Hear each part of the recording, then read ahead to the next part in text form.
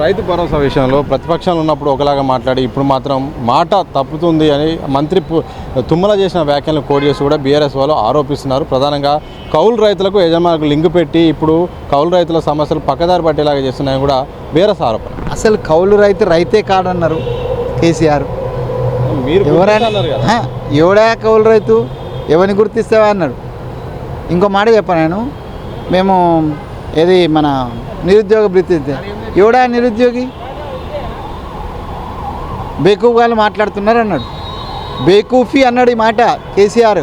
మీరు మీడియాలో చెక్ చేసుకోండి. రుణం అది మన నిరుద్యోగ భృతి అని అంటే బేకూఫీ అన్నాడు.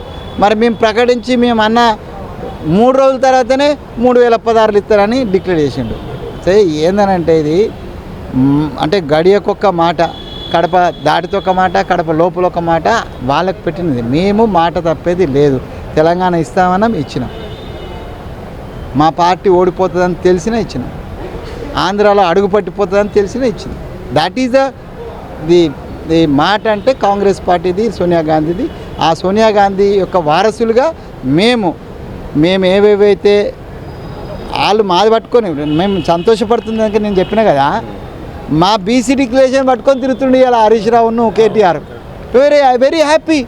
బీసీ డిక్లరేషన్ ఇంప్లిమెంట్ చేయమని నువ్వు 10 ఏళ్ళ నుండి బీసీలకు నువ్వు ఏం వర్గ పెట్టినావు? బీసీలకు ఏం వర్గ పెట్టినావు? నువ్వు బీసీలను తొక్కి పడేసినావు కదా. అట్లాంటి వాడు ఇప్పుడు బీసీ ఇంప్లిమెంట్ చేయమని మేము ప్రామిస్ చేసినటువంటి, అందుకే నేను అన్న మా లైన్లోకి వచ్చినారు.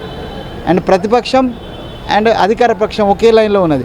BC declaration implementation, we're going to implement it. So both are in one line కదా. సో వీఆర్ వెల్కమింగ్ ఇది.